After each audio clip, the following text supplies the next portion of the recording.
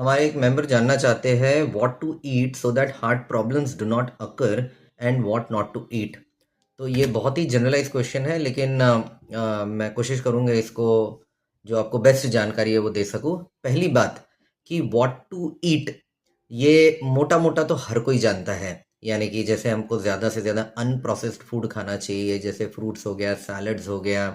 Overall जो calorie intake है उसको बहुत ही बैलेंस्ड वे में मिनिमम रखना चाहिए। यानी कि हम जितना एक्टिविटी करते हैं उसके हिसाब से ही हमारा कैलोरी इनटेक होना चाहिए, अदरवाइज मोटापा बढ़ता है।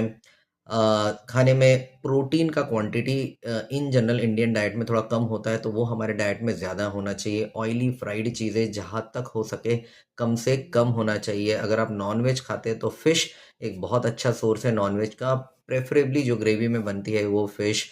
तो इस तरह की जो मोटी मोटी बातें हैं वो तो सबको पता है, बट प्रॉब्लम यहाँ नहीं है कि क्या खाना है, प्रॉब्लम ये है कि कैसे खाना है। क्योंकि जानकारी सबको है लेकिन खा नहीं कोई पाता है, क्योंकि इसको खाना बहुत ज़रा मुश्किल बात लगती है लोगों को कि रोज़ अनप्रोसेस्ड फूड खाए, हेल्दी फूड खाए। क्योंकि यूजुअली हेल्दी फूड ना बहुत ज़्यादा टेस्टी और मज़ेदार नहीं होता है। तो इसलिए सारा प्रॉब्लम यहाँ पे आता है कि खाएं कैसे ये सारी की सारी चीज़ें। तो रिसेंटली मैंने एक इस पर यूट्यूब लाइव सेशन किया था अपने इस हेल्दी हार्ट कम्युनिटी ग्रुप के साथ में, जहाँ पर मैंने ये सब कुछ डिस्कस किया था डिटेल में कि पहली बात तो क्या खाएं और दूसरी बात कैसे खाएं, एक हेल्दी खाना खाने की हैबिट कैसी बनाएं। उस सेशन में हमने सब कुछ डिटेल में डिस्कस किया था। आई होप कि आप लोगों में से मैक्सिमम लोगों ने वो सेशन अटेंड किया था, जिस वजह से ये सारे इंसाइट्स आपको मिलेंगे।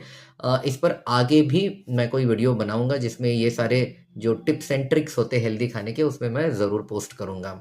और फाइनली, अगर आपको हार्ट डिसीज से बचना है तो अपना सारा फोकस सिर्फ डाइट पे नहीं रखना है, बाकी भी बहुत सारे एस्पेक्ट्स हैं। फॉर एग्जांपल, रेगुलर आपने एक्सरसाइज करनी चाहिए। अगेन ये एक्सरसाइज पर भी हमारा एक लाइव सेशन हो चुका है, क्या करना, कैसे करना, कब करना, कितना करना, वगैरह वगैरह।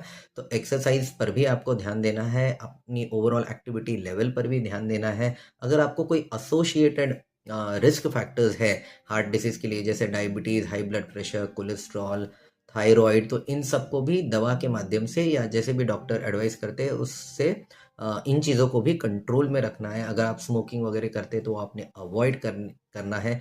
तो जहाँ हम बात कर रहे हैं कि हार्ट डिसीज से बचना है, तो इसके लिए बहुत सारी चीज़ों को कंट्रोल में रखना ज़रूरी है। क्योंकि हार्ट डिसीज सिर्फ खाने की वजह से होता है ऐसा नहीं है, उसके पीछे बहुत सारे कारण होते हैं और सारी चीज़ों को अच्छे से कंट्रोल में रखना ज़रूरी है। तो इन सब चीज़ों पे ध्यान देना ज़रूरी है। और जस्ट मैं आपको बोलूँगा फ्यूचर में भी ऐसे हम लाइव्स करेंगे, प्लीज़ उनको अटेंड करिए ताकि इन सब सवालों के आपको जवाब मिले।